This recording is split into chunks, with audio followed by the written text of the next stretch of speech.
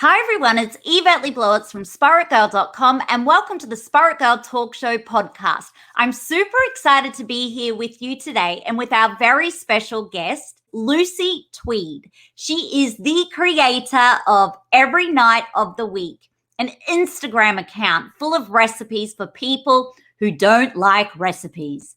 She began her career as a food developer and stylist, working for 9 years at Donna Hay magazine, learning all about the beauty of simple, fresh food.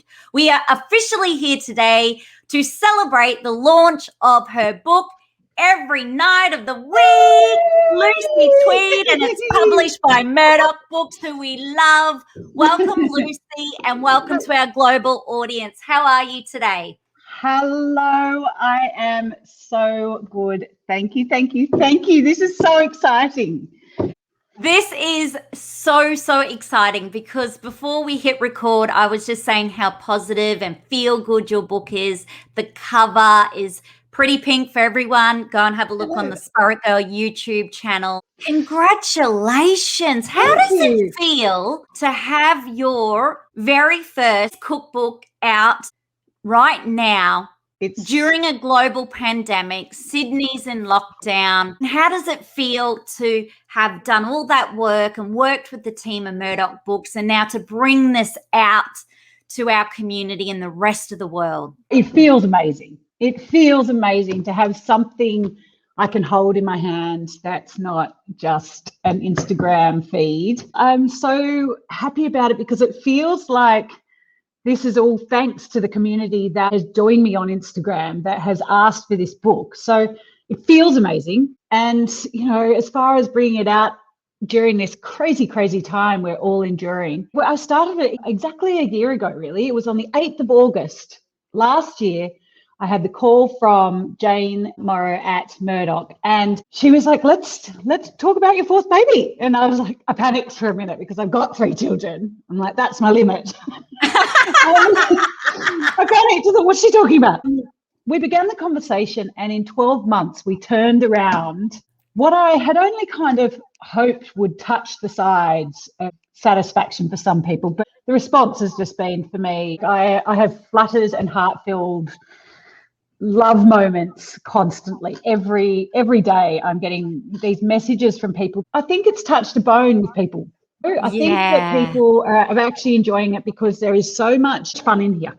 There's so much happiness and fun in this book. I'm feel absolutely overwhelmed and happy. Well, I'm so overwhelmed and happy for you and all of your cookbook followers, readers, and for the Murdoch Books team and everyone, because it is so feel good. It is so fun. And I've had so many people say to me, and particularly we'll give Sarah a shout out, where it's been her savior during the Sydney lockdown. And I saw today on your Instagram account, everyone getting their copy and putting little songs and gifts and it just the outpouring of love. I've got goosebumps. It's just so beautiful. I agree. I have 2 incredible quotes on my book from 2 amazing people who I'm so fortunate to call friends, and I feel so lucky about it. There's Donna has written a little quote on the front, and I've got my friend Will Anderson, he's written one on the back, and that's gorgeous. However, I have been receiving some of my most favorite bits of feedback ever through DMs or just even tags. A guy the other day who he posted a picture of the book, this bright pink book, on his very masculine Instagram page. And he wrote this really lovely thing about how his wife collects a lot of cookbooks, and he's just, oh, here we go, another one.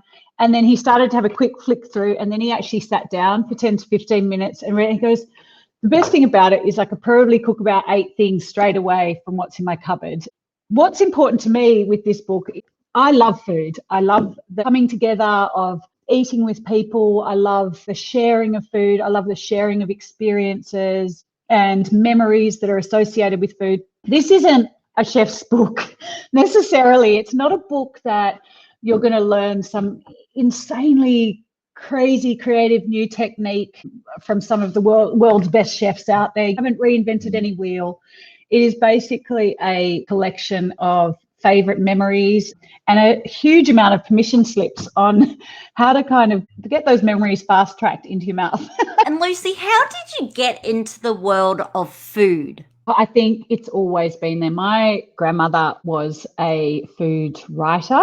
She was an editor at the original Australian Gourmet magazine years and years ago. I grew up with my mum on a farm in the Hunter Valley, and she always grew. The kitchen garden was always bustling with corn or pea. That was her favourite thing. You'd come wandering into the garden to ask her a question, or in that typical voice of a kid, "Mum!" And she'd turn around and say, "Just wait, pop this in your mouth first." She'd pop a snow pea into your mouth. "Eat that first," she'd say. And so we always had that kind of connection to food being grown. We had chickens, we harvested their eggs, we ate the chickens. We'd often race home from school and say, "Dad's not my chicken," if we're doing a Sunday roast. Whoever got home first. It was that cycle of life thing. So I was really involved in that for years. Like, had that as an upbringing, which I feel so grateful for. And then my extended family have always been quite foodie. My uncle owned a Sydney institution for chefs, which is called Chef's Warehouse. It was a kitchenware store. So that was one of my first jobs when I left school. It's just been there always. It's been this comfort, not just when consuming food, it's knowing about food has been comforting for me. It all began there. I did actually start a chef's apprenticeship, but it wasn't made for me, that commercial cookery. And it was during my time working at Chef's Warehouse that I met Donna Hay. And back then, food media was a rather small industry bubble. Donna was making a huge splash in it. It wasn't like it is now. There weren't TV shows. There wasn't this competition. Chefs weren't famous superstars. It just wasn't the same thing. I just felt it was really fortunate that I was able to find a kind of way that I could still work with food, but not necessarily be in a commercial kitchen, still kind of have that creative connection. So it was just one of those fate moments, and meeting Donna, getting on well with her, and showing up to work every day and working really hard, and having a 9-year career at the back of me, basically. That's such an incredible story. So you go to work for your uncle at the store. You then get the opportunity to meet Donna Hay and build a relationship. You get the opportunity to go and work for Donna. Did you have to apply for the job, or did you just show up and say, "I want to help you and I'm just coming"? She was there, and she would often come to the store to buy beautiful things, buy whatever it might be, a new set of French wooden spoons, and I'd always be there helping. It's less about your CV, and it's always been more about your connection. Having that connection to someone and being able to understand what they want and having a good relationship with them is more important than what you've studied. Throughout my career, I've often received CVs from people wanting to work with me, or applications. I've studied this. And I always find them confusing to read. I'm not very good at dissecting a CV myself, and it's more important for me to meet you and get a grip on how I relate to a person if I'm going to work with you. And I suppose because I do work in a rather creative and loosely freelance world, I'm fortunate enough to do that. I don't actually need to cross-check, have you done this diploma? What have you learned? Where have you studied? It's more about how you relate already and then what you are able to learn on the job. So I love that. And some people are naturally hands-on, and Donna could see that skill in you where you could help her create what she needed. Even though it seems like a very glamorous world, styling across all boards, it's very much a leave your ego at the door environment. You have to be willing to jump on board with someone else's kind of concept and bring it to fruition. I think working with Donna, I mean, look, it was such a magical 9 years. I have the most incredible memories, some fantastic friendships still so strong within that. I liken the whole experience to, aside from all of the incredible, huge weight of being able to be with a food title for 9 years, that's very rare these days. It was almost like learning to draw with a master. So learning to do the perfect circle, and then you can and master that, and then you can kind of let loose on the world and go as abstract as you want with your own artworks. That's really incredible. And you see quite often people, whether that be in sports or any profession or career, where they'll train under someone who is at such a higher level and learn from them along the way. And then like a little butterfly, They go off and create their own magnificent world. Yeah. See, how did you come up with the idea of every night of the week, the book? What was your idea when you were doing the book title? You've actually split this book up into nights, like every night of the week. Can you share more about that with us? This book is the in-print version of my Instagram account. So about 3 years ago, when my Winter was just born, I was working full-time. I mean, I was back on set styling when she was 6 weeks old. She's strapped to my chest, and she'd sleep on a sheepskin rug or in a cardboard box in a sheepskin rug. You know, she'd nap here and there, and I'd pass it to the photographer while I plated a dish. You know, it was a beautiful team to work with. We always work in such small teams. There's a photographer, someone working in the kitchen, me as the stylist, probably 2 or 3 more people maximum. So it's a lovely little team, and it becomes a little family while you're doing a book. So everyone in the industry's kind of had all of my children with me. It takes a tribe, takes a village. It was during that time I still worked 9 to 5, as many hours a week as I could, being freelance. And then every now and then I just want to remember this quick hack dinner move that I'd done, especially one that was appreciated by all 5 of us. So that's always a win. That's always like, oh yeah, quick, save that, park that. I need to remember it for later, quick. I started this Instagram account every night of the week because I was every now and then wanting to post these delicious dinners, and I just felt like it wasn't appropriate to be putting on my professional Instagram account for some reason. I know it could have worked well, but whenever I did, the traction behind it kind of like, it was like it had blossomed like this, or not necessarily that I was viewing it as traction. I just found that I'd wake up the next day and there were people saying, hang on, what did you put with the tomatoes and the chicken? Or how long did you put it in the oven for? When did you take it out of the fridge? So did you do that in the morning? People were asking questions. I thought, actually, I want to remember what I did. I started every night of the week, and I am going to do a quick shout out right now to a photographer who I was working with at the time that I started this. And I said, yeah, but what am I going to call this account where I'm popping these? So it's like my bookmark page. It's like a Pinterest page, really, of just recipes I'm loving or that I've done, or little hacks in the kitchen. What am I going to call it? And she said, why don't you use the name? There's a competition, a photography competition called Shoot the Chef. And there's some incredible photographs of people, professional chefs in kitchens all over the world. It's worth Googling and having a look at. Shoot the Chef. Yeah, just some incredibly candid and beautiful moments of, these kitchen warriors. She said, I applied for, kind of submitted my version of Shoot the Chef, but instead of professional chefs, she shot people at home in the kitchens. Everyday people. Oh, wow. It's such a beautiful journalistic manner. So it might be someone's back at the stove and the kid tugging on a pant leg of the dad. He looked tired. Might be a mum who was kind of dishing out baked beans, whatever it was. But she shot a series of these real life, everyday, don't consider themselves professional chefs. And she called the series Every Night of the Week. And she said, you need that. You need to have that name. Wow. Isn't that incredible? Yeah, her name, Kath Muscat, the photographer who I love dearly. She kind of said, take this name, you need this name. And she has been the most gorgeous support of mine throughout the whole thing. But I've had so many photographers actually support me throughout this whole thing. Yeah, so she helped me with the name, and then I had the name. It blossom and bloom, it did. The whole book and the Instagram page, it wasn't a concept. It wasn't a kind of here's a good business plan. It was just a passion, and it was an idea. And naturally, because it was so natural, there wasn't a kind of script anywhere, a community formed. It feels a lot more like a community than me and a bunch of followers. Yes, exactly. It's much more our space.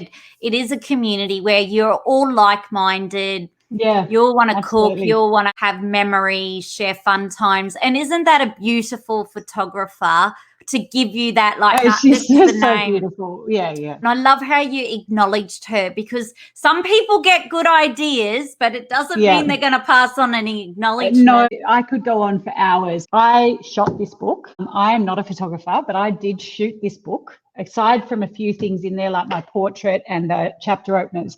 And the only way I was able to shoot it is because I have such a wonderful and long relationship with so many photographers, being a food stylist, and they all wanted to see this succeed.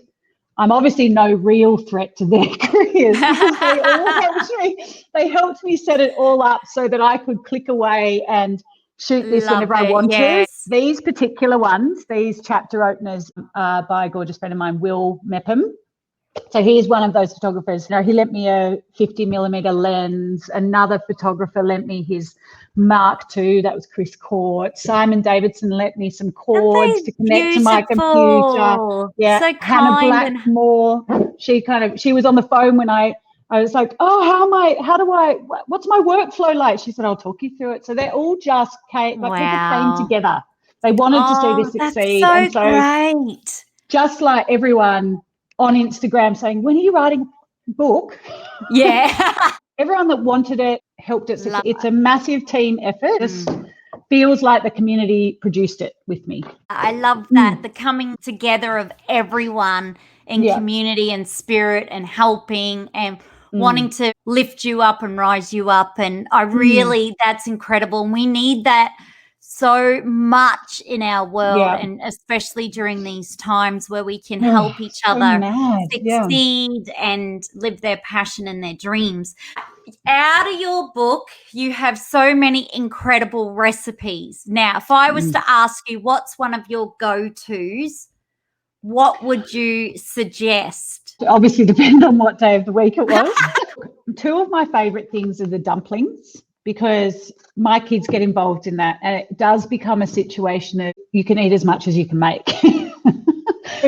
Everyone gets in on that from the beginning, and it's a lovely, messy affair. Also, for me, the fridge give a sound chow bao, because end of the week, who knows what's left in there. The beauty of this dish, it's such a wonderful combination of flavours and put together. My dad used to make us a sound chow bao when we were little that had no real Asian flavours or influence. It was like a beef mince thing with peas and carrots in lettuce cups, but he called it sound chow bao because it had the lettuce cup orientation for it, and it just made sense.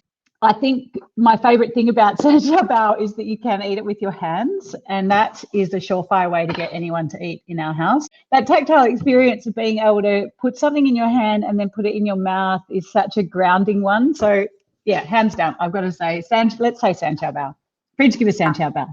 And if we felt like we can't be bothered cooking, because there are nights, obviously, when we just can't be bothered. I would say, the drunken dumplings are great. That's pretty much all items that are jarred together. Oh, what would I suggest if I can't be bothered cooking? Have you got one that you know of? Well, I actually really love pizza. Oh, the pizza night. Well, you know the beauty of that. I just saw a photo of you with a glass of wine and the pizza, and I thought, you know and what? Everyone going in. Again, this is kind of fun. It's a hands-on situation. Again, I'm going to flick to it right now. Again, it's about getting people to make what they want to eat. Involving people in the food they're going to eat is really important, because they just get an understanding of it. I mean, it was the same way that I was raised on the farm. Just that sense of circle of life, getting an understanding of at least the circle of consumption, I think is important in everyone's life. Just understanding that, here's something that we need to eat, or I'm going to put this on my pizza because I love it. Being involved in the beginning to the end of eating is important. And when you spend time eating with your kids, are you kind of fully engaged with the food, and you're chatting, connecting as a family? One of my favourite things to do is to put stuff on platters and take it to the dining table.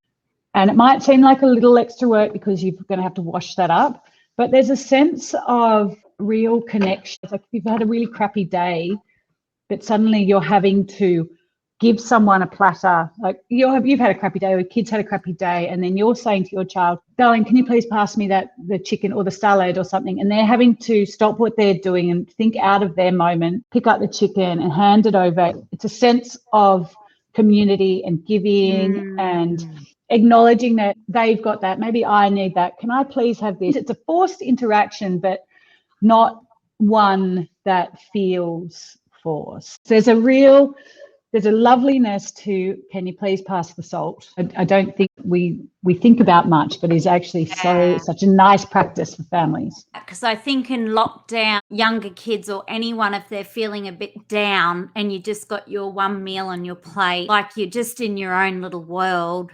Yeah. But whereas, like you said, when you're passing those platters around, it takes you out of that thinking mind and you connect. You can release a bit of the day. Sometimes you don't actually want to put your thoughts and your worries or your woes or anything. You don't want to actually release any of it, but it's nice to actually have a little bit of a connection with your family.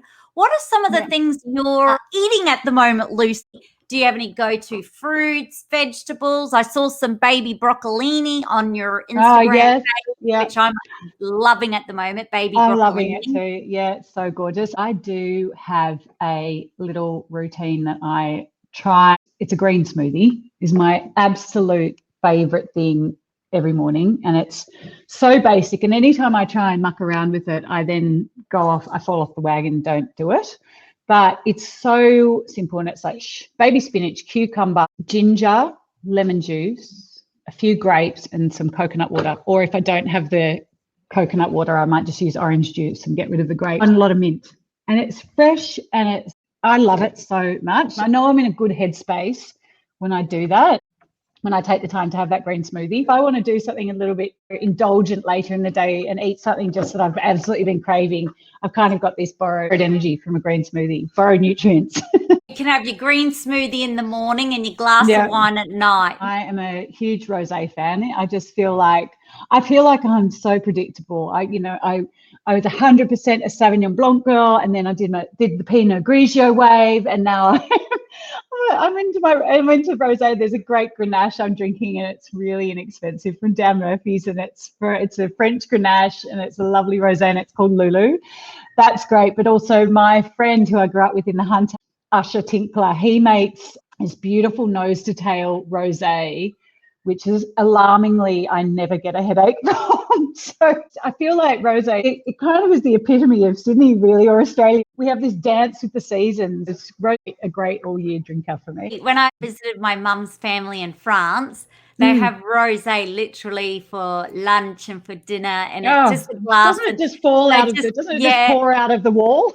And they just sit around with the food and the rosé, and it's just a beautiful thing to do. See, you've got 3 children, your books come out, you've got your freelancing, you've got your own business, you've got so much going on, and there's so much going on in Sydney with everyone in lockdown. How are you taking care of yourself, or what are some things you're doing to create some self-care for your own self? That's such a good question, because it's so easy to fall into the rut of the kind of chores that need to be done around the house. We're so used to being able to just say, oh, I'm just going to go and do something nice for myself. I'm going to go and I'll meet up with some friends and get a coffee, or I'm going to do this. And you can't, you've got to recalibrate all of that. You can't be that spontaneous, but you still have to kind of designate that time. So I am really trying to make sure I'm doing big walks. I just think walks are fantastic. I am a complete voyeur, so I try and do my walks early in the evening when people are starting to bunker down, and maybe saute an onion or two. It really gets me going. I love it. I love the smells of the neighbourhood when people are home and nesting. But of course, I am in Sydney, I've got the luxury of the coast, but everyone seems to be enjoying that at the moment. So I'm trying not to go there so much. Just trying to avoid that spot. Oh, it's true. It's like a freeway at the moment, the coastal walk.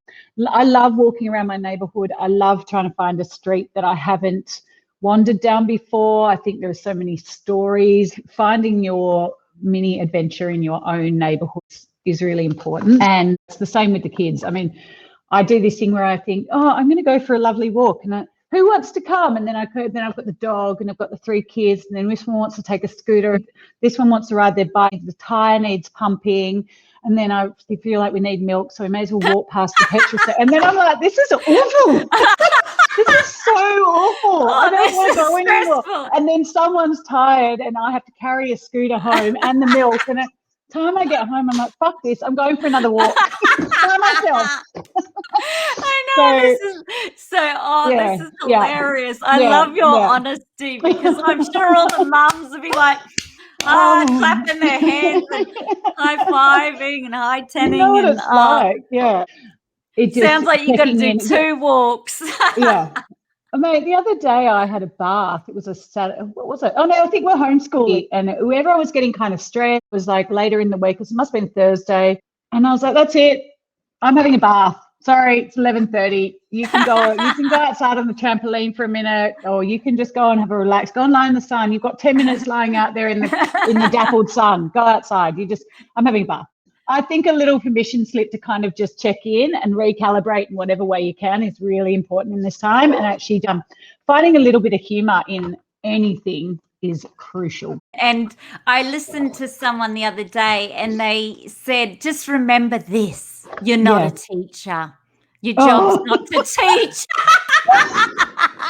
And I just was in stitches. I went, oh, that's a good point. I shout out to teachers. As parents who don't really understand teaching, we're probably putting a lot of pressure on ourselves to complete every sentence and get everything right. And it kind of dawned on me the other day. I was like, I reckon it's not necessarily that they ever teach a lesson once. They're so good at teaching the same lesson for 30 weeks and then hoping that the next year can move on. Right? It's pretty incredible. There's so many people whose careers I think we are all just going, oh, we didn't appreciate you before. I remember being at high school having to do Romeo and Juliet. And you know what I was thinking? I'm never going to use this in the workplace. At the time, I was thinking I might be a bank teller. And I thought I wouldn't be saying, hello, Mrs. Juliet, would you like to withdraw your money? And I wish someone at the bank did that to me. So I think it's a really great reminder, kids or parents, it's going to be okay. Oh, if you don't get it or they don't get it, there's a chance as though they might not even use it in the job that they're going to go for. No, but look, you just brought so much joy to so many people. And here I am feeling, why hasn't my bank teller ever said, you have an overdraft? See, that would have made life so much better. See, if we could have used our singing skills that we learnt at school, our Romeo and Juliet. You have singing skills, I don't have singing skills. So Lucy, what is your hope now for your cookbook readers, your community that's going to grab a copy of Every Night of the Week, which is out at all bookstores, on all Booktopia and literally everywhere? What's your hope for them? Well, happiness and health, obviously. What I would hope that you get from this book: joy, a bit of laughter, a permission slip to ad-lib any recipe. I also would like to say, just like sound, the way you experience taste is subjective to you. It doesn't matter if someone says, this is the best dish in the universe, this is the best flavoured cocktail, this is the best.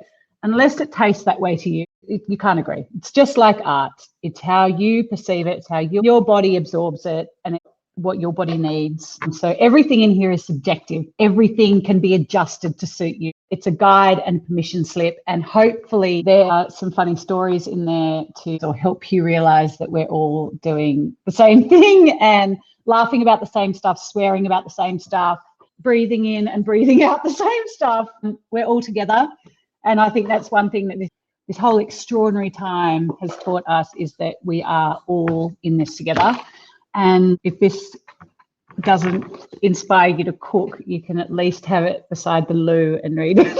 I love it. I love it. And look at that front cover. Makes you feel good. It makes you feel so good. Yeah. And maybe that could be the new cooking curriculum, because if we could create at-home schooling with every night of the week and do one cooking class, that could be actually a practical skill that you could then take in.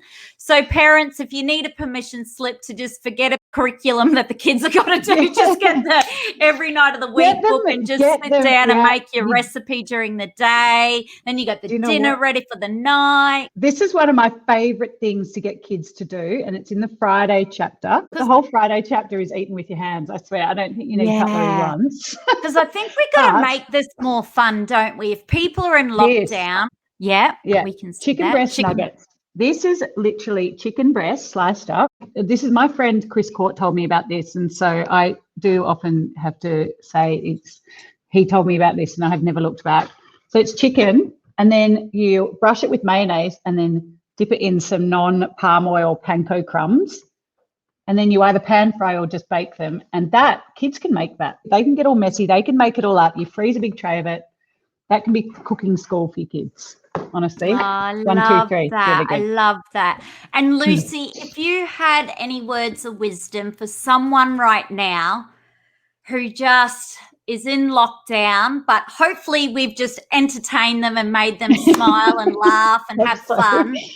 And they've just, for the first time, maybe laughed in weeks. But if someone was really struggling out there, what would be some words of wisdom to help them through the tough times? There might be someone worse off than you. There probably is someone worse off than you, which kind of feels annoying to hear when you're really feeling a bad vibe, when you just can't be bothered hearing that. I think tapping into any source of comfort and any bubble of happiness that you can find is really important. Sitting down and actually working out what that is and focusing on it. I laugh at so much stuff that's probably inappropriate, but it brings me so much joy.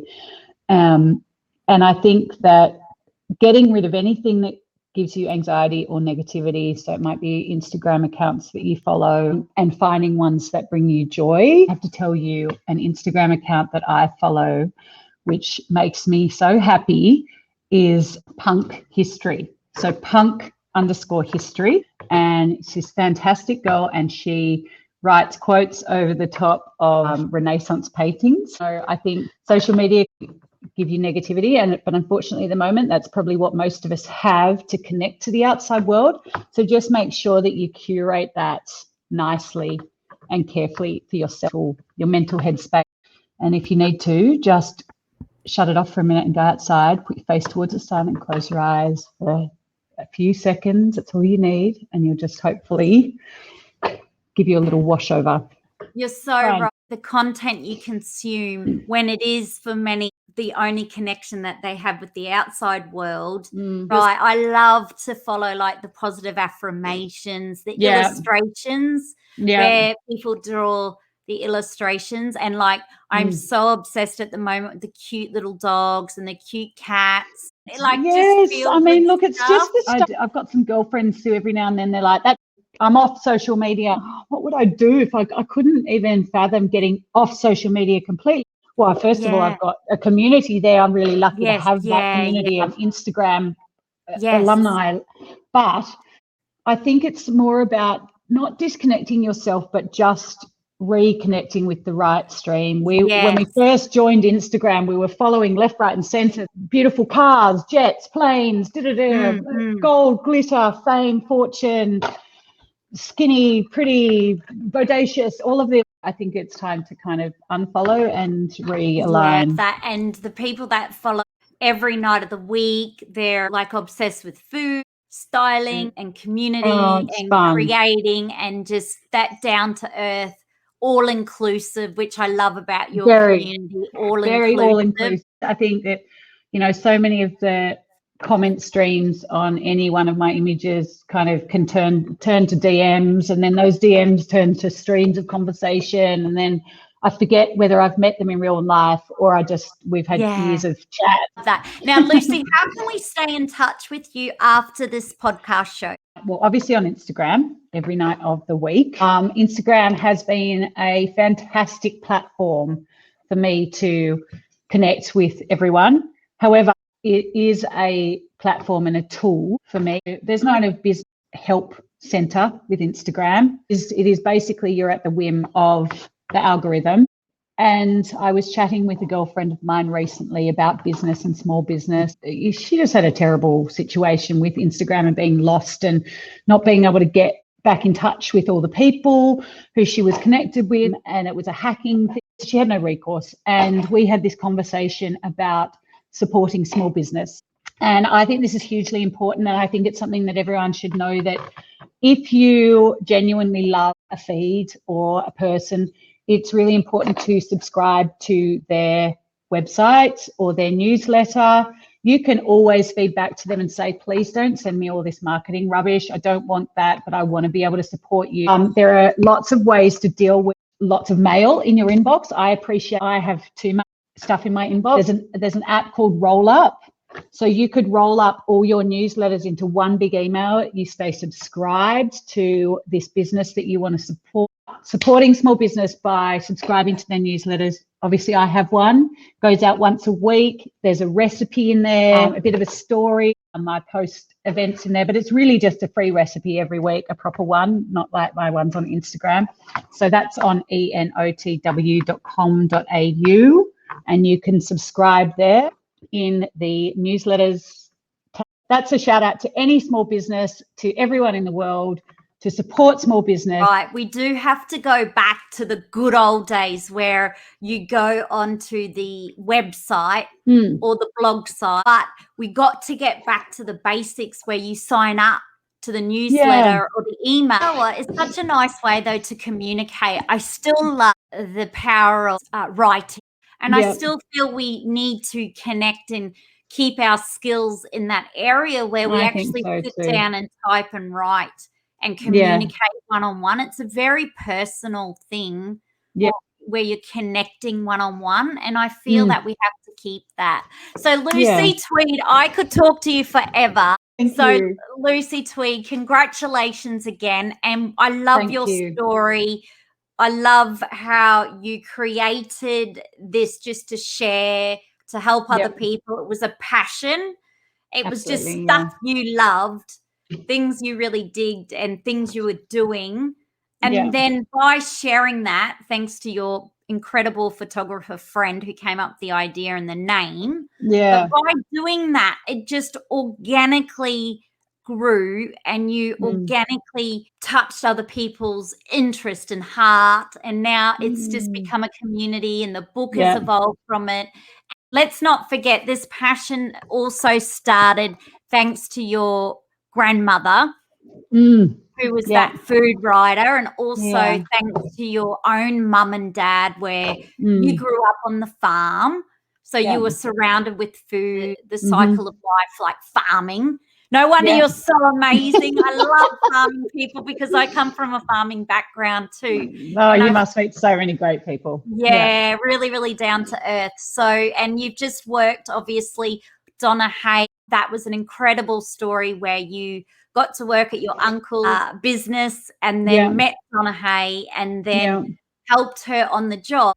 In your role at the time, you didn't start with your uncle thinking, oh, I'm going to work for Donna Hay. No. So like just seeing organically how just being nice to other people, doing your passion and really putting all of your love and energy and focus into it, just how connecting with people and getting on with people, like obviously you had a connection there and she could see that you were of great value.